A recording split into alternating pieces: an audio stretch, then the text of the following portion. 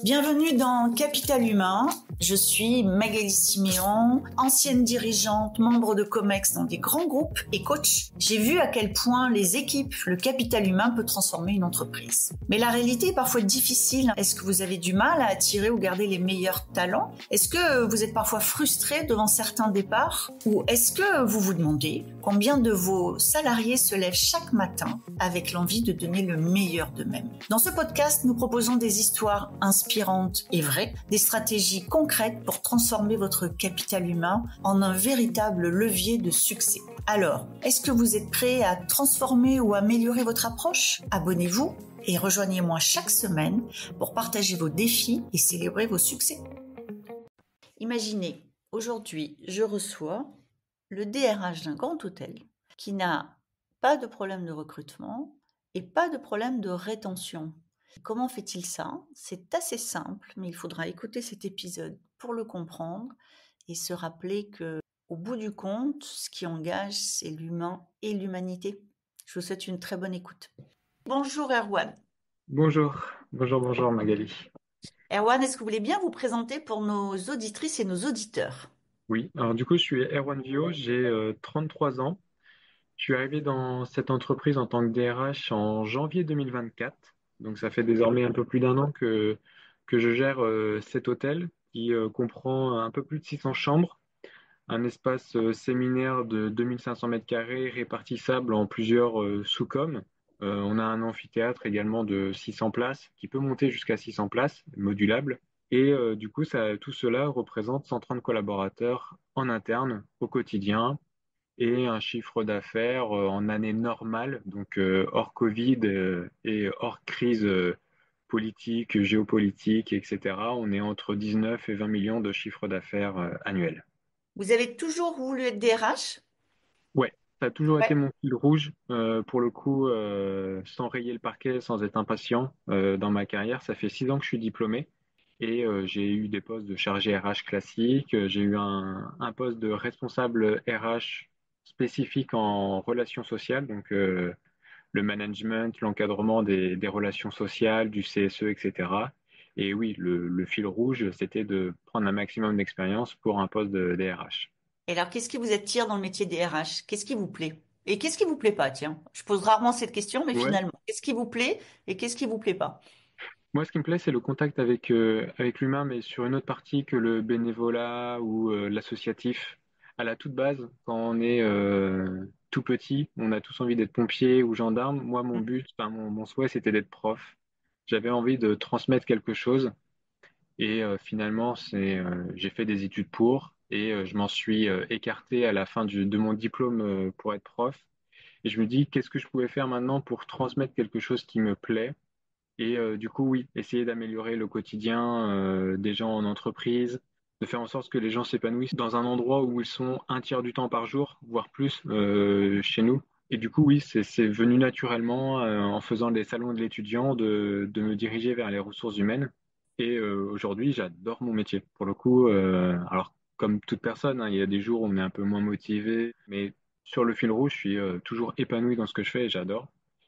Après, ce que j'aime moins, et là, c'est, je pense, du générationnel, et on va en parler après, justement, sur la rétention des talents. Et c'est une réalité, quoi qu'on en dise, c'est les arrêts maladie de complaisance, j'ai glissé sur le trottoir et je pars pour 2 ou 3 ans d'accident de travail payé à 100%, c'est un fait. Je le constate, je suis assez dur là-dessus dans le sens où j'hésite pas à faire des visites de contrôle et Hum.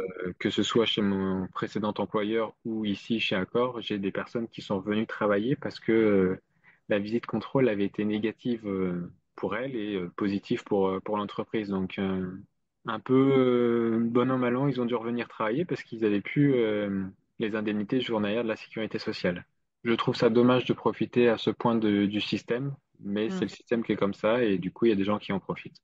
Alors, parlez-nous un petit peu du secteur de l'hospitalité. C'est quoi ses particularités globalement dans la gestion des ressources humaines? En quoi vous êtes différent des autres industries? Parce que moi, j'ai la perception quand même que c'est différent. Par exemple, vos équipes, elles travaillent quand moi je vais au resto. Et moi, je vais souvent au resto en dehors de mes heures de travail. Donc, finalement, c'est quoi les particularités de votre secteur?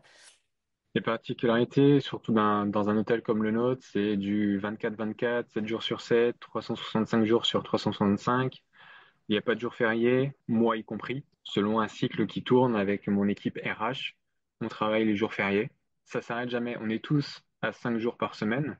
Mais à certains secteurs comme la banque, l'assurance, qui font du lundi, vendredi ou du mardi, samedi, ils savent qu'ils sont tranquilles les 2 autres jours. Moi, je sais que quand je reviens au boulot après mes 2 jours, je peux avoir une boîte mail qui soit aussi pleine enfin, qu'un jour normal, même si c'est le week-end. Et donc, finalement, on coupe très très peu. Et ça, c'est un enjeu pour vous et pour vos équipes, la surcharge mentale ou la capacité à couper? Oui, oui, je fais très attention là-dessus avec mes équipes. Quand elles sont de repos, elles soient vraiment de repos et que la charge soit transmise sur la personne qui travaille. De la même manière que quand c'est moi-même qui suis en vacances, j'aime et je peux compter sur mon adjointe pour être dérangé le moins possible et que je puisse profiter de mes congés comme tout un chacun. J'en parlais encore ce matin avec le secrétaire adjoint de mon CSE en le taquinant un petit peu, mais il y a toujours un fond de vérité dans les petites blagues.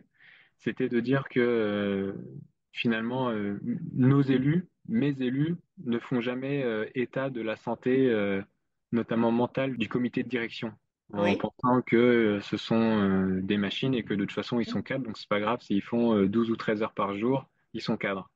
Donc voilà, je taquine un petit peu là-dessus, mais il y a un petit fond de vérité quand même. Ouais, donc un secteur qui est très engageant et très prenant. Ah oui, oui, très, très usant. J'ai fait, comme je suis salarié également, j'ai fait mon évaluation annuelle hier, par exemple, et ouais, j'ai quand même pas alerté parce que j'arrive à couper, j'arrive à avoir des activités, j'arrive à avoir une vie privée qui me sied, mais je disais que c'est un secteur qui est usant parce que c'est du 7-7, qu'on n'a jamais la reprise un peu tranquille le lundi matin, comme on n'a jamais la fin de journée tranquille le vendredi. Dans notre secteur, je vois personne partir à 16h30 ou 17h parce que c'est vendredi et qu'on part un peu plus tôt en week-end. Moi, ça D'accord. m'arrive régulièrement d'être encore là à 20h, 21h le vendredi soir, même si c'est le week-end, mais parce que c'est une activité qu'en 7-7. Donc ça fait quand même ça fait des plages horaires très étendues Oui, et quasiment tout le monde chez vous est en contact avec, alors j'allais dire le public, sauf que dans un hôtel, c'est plus des clients que le public. Donc je suppose que ça aussi, le fait d'être quelque part toujours en représentation, ça fait peser quelque chose sur vos équipes. par exemple, il y a un de nos clients historiques, ils sont arrivés en 98 en tant que clients et depuis ils sont toujours là chez nous, mais en quasiment tous les jours, hormis période Covid. C'est une compagnie aérienne qui loge chez nous, qui loge les équipages chez nous. Ben, en fin d'année dernière, ils ont fait remonter l'information que les équipes étaient peut-être un peu moins souriantes, avenantes que certaines fois et que du coup, faudrait remettre un peu de vie de sourire sur les visages de nos réceptionnistes ou de notre personnel en restauration. Donc, on a fait un plan d'action pour ça. On a fait une animation. On fait désormais des animations pour eux. Je mets beaucoup de liens entre un couple et une relation au travail, relation professionnelle au travail, en disant que voilà, ça a tendance à s'essouffler, mais sauf que dans notre métier, on peut pas s'essouffler parce que c'est tout de suite le client qui le ressent, qui le perçoit et qui met de mauvais avis. Et qui Donc peut ouais, changer d'hôtel. C'est-à-dire, moi, à la poste, je suis obligée d'y rester et d'y retourner, mais je peux changer d'hôtel. exactement, parce qu'en plus, notre hôtel n'est pas non plus le plus proche de Roissy. Il y en a pléthore d'autres sur la place, comme on dit, et du coup, ils se sentent vraiment bien ici, mais voilà, faudrait pas non plus qu'on pense que c'est trop simple désormais et que tout est acquis. Et alors, vous, ça fait une année que vous êtes dans cet hôtel, mais je suppose que vous avez aussi des collègues qui sont là depuis plus longtemps. Est-ce que vous avez constaté un changement de comportement des salariés dans votre secteur? Oui, quand C'est-à-dire, même. quand on parle de ces millennials qui veulent du sens, qui discutent tout, ça se retrouve aussi dans ce que vous faites? Alors, pas de ce côté-là. Moi, je dirais plutôt que c'est... et par exemple, cette semaine, pas plus tard que cette semaine, on a mis fin à la période d'essai d'une apprentie. Elle est censée être là pour apprendre, elle a le droit encore plus que d'autres aux erreurs, Hmm. mais c'est pas nous qui allons lui apprendre le savoir-être. C'est pas D'accord. nous qui allons lui apprendre la curiosité. On peut, faire en sorte qu'elle soit curieuse, qu'elle soit motivée. Parce qu'effectivement, si l'encadrement ou si l'environnement de travail ne lui donne pas envie, ok. Mais là, c'est une personne qui avait demandé à ne pas être du matin parce qu'elle a du mal à se lever. Bon, ok. Mm. Mais par contre, elle ne voulait pas non plus être du soir pour pas rentrer trop tard le soir. Bah du coup, non, en fait, non. Enfin, tu es en réception, c'est une réception qui tourne 7-7, 24-24. Et encore, nous, on a cloisonné réceptionniste de nuit, réceptionniste de jour. Mm. C'est-à-dire que nos réceptionnistes de jour ne font pas de nuit, sauf sur volontariat quand on a vraiment un pépin. Mais sinon, nos réceptionnistes de nuit n'ont pas vocation à faire, enfin de jour n'ont pas de vocation à faire de la nuit pour le bien-être personnel, pour le cycle du corps, etc. On sait que c'est fatigant et usant de changer de cycle, mais on peut pas entendre que j'ai pas envie de travailler le matin ni le soir parce que le matin j'arrive pas à me lever et que le soir, à cause des transports, la personne s'est trompée de secteur d'activité. Ouais. Mais Et c'est un cas isolé ou vous en avez eu d'autres, des comme ça? c'est un cas isolé chez nous, mais dans le monde de l'hôtellerie, il y a quelques jours, je dînais encore avec trois homologues et ça se ressent. Ça se ressent aussi aux entretiens parce que ça, c'est un cas isolé qu'on a eu et qu'on a dû gérer, mais il y a tous les cas qu'on voit en entretien de recrutement et avec qui on ne poursuit pas le processus de recrutement. Encore cette semaine, on a fait un entretien de recrutement. La personne, elle est censée être manager, très jeune, hein, 28 ans. Elle n'a posé aucune question sur le nombre de personnes qu'elle aurait à encadrer, aucune question sur le profil de l'équipe à encadrer, aucune question sur le chiffre d'affaires de l'hôtel, sur le taux d'occupation de l'hôtel, etc. Donc, et ça, c'est un millennials. Vous diriez, parce que dans les deux exemples que vous donnez, tout à l'heure vous avez parlé de curiosité, vous direz qu'ils sont moins curieux? Oui, moins curieux, ils ont moins envie de travailler, beaucoup de choses leur est dû. Et à côté de ça, pour aller sur un autre type de personnel qui est plus la génération, pas non plus les baby-boomers, mais celle d'après, celle qui a entre 40 et 50 ans aujourd'hui, ils sont moins enthousiastes. Ils ont plus la pêche, le dynamisme, etc., etc. Ce qui est dommage et ce qui se ressent aussi chez nos millennials ensuite. Aujourd'hui, on a intégré une nouvelle personne, un autre apprenti. On voulait deux apprentis en réception. On a mis fin à la période d'essai d'une en début de semaine et du coup, le second arrivait aujourd'hui. Alors, ils ne vont pas se croiser. Mais ce matin, quand je suis passé, il était déjà sur son téléphone en front office. Ouais. Bien. Et je le vois moi avec mon apprenti. Et je lui l'ai mis dans son évaluation. Je lui ai dit, j'ai pas de souci à ce que tu écoutes des podcasts quand tu travailles avec son téléphone ou de la musique, parce que moi-même je le fais sur certains dossiers. Mais je lui ai dit, attention à ce que tu penses t'aider à te concentrer, ne te déconcentre pas. Bien sûr. Parce que parfois, je le vois, il est comme ça, devant son écran en train de regarder les vidéos, parce qu'en fait, il est omnubilé par une scène qui doit être Ouais. marrante, qui doit être stimulante, et du coup, il oublie qu'en fait, il est quand même là pour travailler au départ. Vous nous avez dit au début, donc c'est 130 personnes. Est-ce que il y a des jours où vous êtes sous-staffé? Est-ce que vous avez du mal à recruter ou à garder? Ou est-ce que vous arrivez quand même à faire tourner avec le bon nombre de personnes? J'ai poursuivi, et je suis en phase avec la politique RH qui a été menée, d'avoir un effectif stable, très haut, mais qui du coup nous permet de ne pas recourir, ou très peu, à des extras, à de l'intérim ou à des CDD. Aujourd'hui, on a deux CDD actuellement sur 130 personnes. On a quelques extras, mais pas en grand nombre. Et si on regarde, si on met cette courbe-là à celle de la productivité, on est très bien staffé. On est très très bien staffé. Donc, c'est un choix qu'on a fait. Ça évite de faire des recrutements constamment. Ça évite d'avoir à former des gens de manière constante, régulière. Et c'est le parti qui a été pris, le parti que moi j'apprécie parce que du coup, ça montre qu'il y a aussi des phases où l'activité est moindre. On a des collaborateurs qui peuvent faire plus de qualité, essayer de faire plus de choses qu'ils aimeraient faire, enfin, les engager à faire d'autres choses. Donc non, on n'a pas de difficulté de recrutement, on n'a pas de difficulté d'engagement contractuel. Et là, je m'entends et je précise le contractuel puisqu'on a des personnes qui sont peut-être moins engagées, ce que je disais en termes de dynamisme, en termes Hmm. d'envie, etc. Mais du fait que ce soit un des hôtels historiques de la marque, le nouveau hôtel où je suis, c'est le deuxième de France en termes d'âge, il va avoir 52 ans cette année. On a des personnes qui sont là depuis le milieu des années 80. J'ai deux personnes qui ont eu 40 ans d'ancienneté dans cet hôtel en 2024. D'accord.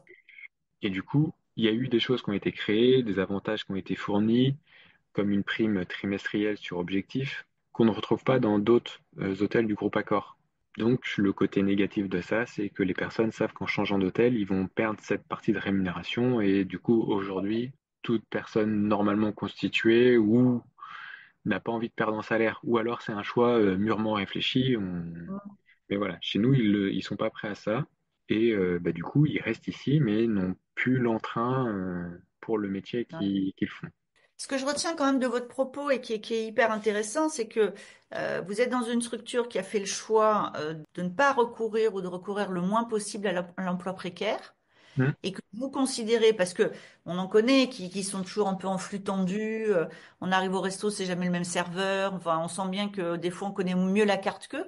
Oui. Et vous, ce que vous dites, c'est on a fait le choix contraire, donc si je me fais l'avocat du diable, forcément ça doit coûter un peu plus cher, déjà parce que entre autres vous donnez des primes, mais ce que vous dites au bout du bout, c'est que quand on regarde les coûts indirects de recrutement, de formation, d'être un peu en sous-effectif ou vous considérez dans la durée, puisque c'est un hôtel qui existe depuis longtemps, que ça a du sens et que c'est rentable finalement.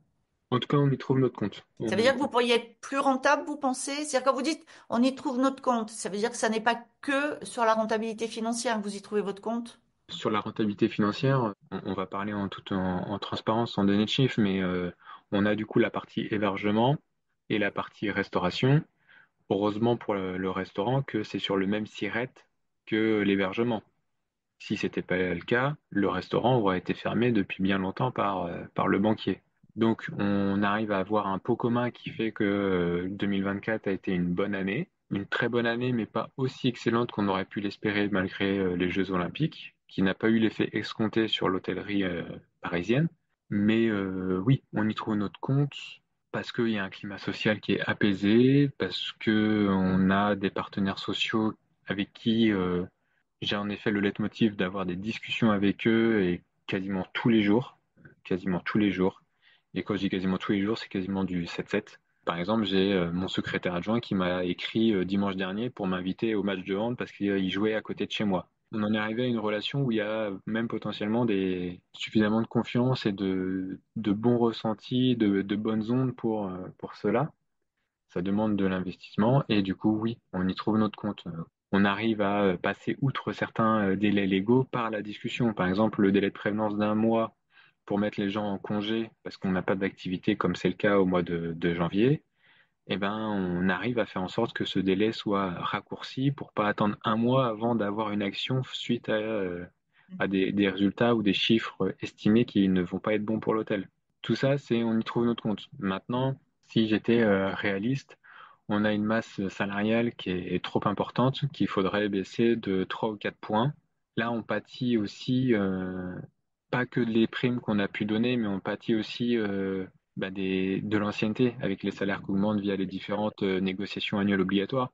Par Bien exemple, sûr. quand le SMIC a augmenté au 1er novembre, le SMIC général, après le SMIC hôtelier a lui augmenté au 1er décembre, j'ai fait le calcul, sur 130 collaborateurs, j'en avais que 24 finalement qui étaient concernés par ces augmentations. Ça veut dire que tous les autres étaient au-dessus. Au-dessus. Et du coup, en fait, ça veut dire qu'on n'est pas si mal que ça. Mais du coup, oui, c'est toutes les NAO. Aujourd'hui, on a eu l'accord signé hier ou avant-hier. Ils vont passer à 2,3% en plus. Donc, c'est très bien pour eux, c'est très très bien. Mais du coup, oui, ils sont bien et on pourrait faire mieux, mais ce sera pas simple. Et quand je vous entends parler, j'ai presque l'impression que vous parlez d'une PME familiale. que le- Oui, le- la partie de handball auquel vous êtes invité, le fait qu'on puisse s'arranger parce que c'est pour le bien de la structure. C'est vrai que vous êtes arrivé à créer au sein d'une très grosse entité une relation à l'entreprise qui ressemble plus à ce qu'on peut voir dans une PME familiale finalement, et mais avec tous totalement. les avantages que ça peut avoir. J'ai plusieurs exemples pour ça. J'ai deux salariés qui ont leurs parents qui ont fait l'ouverture de l'hôtel en 1973. Le contrat est là. D'ailleurs, samedi, pas dans 2 jours, mais de la semaine d'après, dans 10 jours, on a la fête annuelle du personnel et il y en a un des deux qui m'a demandé, normalement c'est conjoint-conjointe, je suis célibataire, est-ce que je peux venir avec ma maman qui a ouvert l'hôtel en 1973? Donc, il y a vraiment ce rapport familial. Du coup, je fais toujours référence à cette personne, mais mon secrétaire adjoint du CSE, qui est là depuis 1989, je crois, dans l'hôtel. Oui, c'est ça, 1989. Donc, il est plus ancien que moi, j'ai d'années enfin, d'années de vécu sur Terre. Son père, pareil, il était là à l'ouverture de l'hôtel. Donc, il est viscéralement attaché à cet hôtel et il n'en bougera pas. Il sait très bien qu'il ira jusqu'à sa retraite. Il est arrivé à 17 ans. Il repartira à 62 ou 64. Pour vous dire, moi-même, qui n'ai qu'un an d'ancienneté dans cet hôtel, je me sens salarié du Novotel Paris-Est et moins salarié d'Accor. Ouais, moi, je pense que c'est ce qui fait, c'est-à-dire d'arriver dans des grands groupes à avoir des unités un peu autonomes et qui créent une culture au niveau du local. À mon avis, ça contribue à l'engagement. Oui, Voilà, ça contribue à la fierté d'appartenance. Toutes ces choses que beaucoup de sociétés payent très cher pour essayer de le redéfinir dans leur groupe. Je pense que être capable de laisser de la marge de manœuvre, finalement, au patron de l'hôtel pour qu'il puisse avoir sa propre politique. RH, globalement, je oui, trouve que c'est, enfin, vous montrez que ça a du sens et que ça permet à une entité de bien tourner finalement. oui. Ça tourne bien. 2024, on a fait une meilleure année que nos collègues, nos homologues qui sont dans la même entité juridique. Donc oui, ça tourne bien malgré un engagement perceptible et chiffré qui est pas top. On est à 6,3 sur l'enquête engagement sur 10. D'accord? Je pense que cette note, elle est quand même très sévère, mais en même temps, les gens veulent pas bouger. Je suis en train de faire les entretiens professionnels. Je prends ce dossier-là plutôt que le laisser au manager parce que ça me permet d'avoir un temps d'échange avec les collaborateurs. Je les ai pas là sous la main, je les ai déjà rangés, mais j'ai 6 collaborateurs de la cuisine qui me disent non, j'ai pas de projet, donc j'ai pas envie de le faire. D'accord. Je suis J'en bien ai inclus, quoi. exactement. C'est en gros, je le fais parce que c'est une démarche obligatoire pour vous, mais moi je suis bien ici, je bougerai pas. Et c'est pour ça que je dis que la note elle est sévère parce que du coup, la note représente pas ce qu'ils me disent au quotidien Hmm. ou lors de ce temps d'échange officiel. Donc, j'y fais moins attention et j'écoute plutôt leur discours au quotidien. J'ai une dernière question pour vous, Erwan. Quand on parle d'évolution finalement des comportements, est-ce que ça vous a emmené, par exemple, à faire évoluer votre catalogue de formation? C'est-à-dire, est-ce qu'il y a des formations aujourd'hui que vous faites que vous auriez pas fait il y a 10 ans? Tout à l'heure, vous avez dit, on a mis fin à la période d'essai d'une alternante parce que finalement, on n'est pas là pour apprendre les savoir-être. Ça, il faut qu'elle les ait en arrivant. Est-ce qu'aujourd'hui, c'est des choses qui sont rentrées dans vos catalogues de formation ou finalement, on en parle beaucoup, mais l'un dans l'autre, les gens se comportent comme avant quand ils sont salariés? Je vais avoir deux réponses, celle du DRH et celle de ce que je vois aussi en tant que personne et en tant que du coup salarié. On a des formations qui s'appellent artistes et qui prônent les valeurs du groupe Accor qui doivent être transmis ou perceptibles par le client. C'est comme un de mes anciens employeurs, le leitmotiv, c'était le feeling at home, parce que ce sont des appart-hôtels et pour des personnes qui sont complètement nomades d'un point de vue professionnel et qui n'ont pas envie d'être dans une hôtellerie pure et de pouvoir se faire manger chez soi, le feeling at home. Ici, on a des formations artistes, on a des formations spécifiques sur telles compétences comportementales. Nos évaluations annuelles sont faites sur les compétences comportementales Hmm. et après, dans un second temps, sur les compétences savoir-faire, mais c'est vraiment le savoir-être qui prime. C'est ma réponse en tant que DRH et en tant qu'humain. Je suis plus sceptique sur l'efficacité des formations ou des cohésions d'équipe sur le long terme. D'accord. Euh, Parce que c'est là où se crée vraiment l'engagement. Oui, on peut avoir une personne qui nous aide, et je l'ai fait en tant que salarié et je le fais en tant que DRH parce que par exemple la semaine prochaine, je fais une journée de cohésion pour l'équipe de réception. Je le fais pour qu'on ne me reproche pas de ne pas l'avoir fait, mais je n'y crois absolument pas. D'accord. Vous croyez Euh, pas du tout à ça. Si les personnes qui bénéficient de ça ne sont pas dans le bon état d'esprit ou dans le bon mood, c'est chasser le naturel, il reviendra au galop. Donc la journée se passera bien. Nous, avec le comité de direction, on a fait une semaine à la Grande Motte dans le sud de la France. On avait rencontré la coach qui allait être avec nous pendant une semaine. Je lui avais dit que j'y croyais pas parce que, selon moi, il y avait un élément perturbateur dans le comité et que du coup, tant qu'il serait là, il n'y aurait pas de cohésion d'équipe possible. Cette personne est partie, c'était au mois de mars 2024, cette personne est partie au mois de septembre. Et depuis, je le ressens beaucoup mieux, cette symbiose entre ceux qui restent. On peut tout faire, mais si la personne en face n'a pas envie, on n'y arrivera pas. Et c'est là encore où je reprends l'exemple d'un couple. C'est si moi, ma femme me dit je t'aime plus, le premier réflexe naturel, c'est d'essayer de faire des efforts pour la récupérer. Mais on va en faire un, deux, trois, puis après on va se dire, mais en fait, j'ai beau faire des efforts, mais si t'as pas envie, je vais pas pouvoir tout faire. Faut que tu démontres l'envie de me laisser une chance aussi. Et si c'est pas le cas, ben c'est pas la fin du monde. Il y a d'autres emplois, il y a d'autres hôtels, il y a d'autres secteurs d'activité, et je peux complètement, par contre, t'aider à trouver autre chose. Et aujourd'hui, j'ai deux personnes qui sont en congé sabbatique, qui ne voulaient pas démissionner, et j'ai refusé de faire des ruptures conventionnelles. Je leur ai dit, postulez ailleurs, cherchez ailleurs, aérez-vous, respirez, et lorsque vous trouverez, au lieu de démissionner, on fera un congé sabbatique pour un maximum de temps. Et si à la fin de ce maximum de temps, vous êtes épanoui, là, vous démissionnez. Ça sera le mot de la fin parce que c'est un joli exemple. Merci beaucoup, Erwan. De rien, Magali. Merci Erwan Vio pour cet épisode où c'est finalement assez simple de comprendre que quand on traite les gens correctement, le plus souvent, ils nous le rendent bien et que la chose qu'on ne peut pas faire, c'est donner envie. Et ça, c'est à chacun des membres de nos équipes de le trouver en lui ou d'aller essayer autre chose ailleurs. C'est bien ça aussi. Je vous donne rendez-vous pour notre prochain épisode. Merci d'avoir été avec nous aujourd'hui. Si vous avez aimé cet épisode, pensez à le partager avec vos collègues ou avec d'autres dirigeants et à nous laisser une petite note. Ça fait toujours plaisir et ça nous aide beaucoup. Vous souhaitez en savoir plus? Abonnez-vous pour rester avec nous et sentez-vous libre de nous faire part de vos réflexions en commentaire. J'adore ça. Et si vous avez envie de partager votre histoire ou vos expériences, n'hésitez pas à me contacter sur mon site Lily facilite la vie info. À bientôt dans Capital Humain, le podcast pour que les salariés soient heureux et productifs.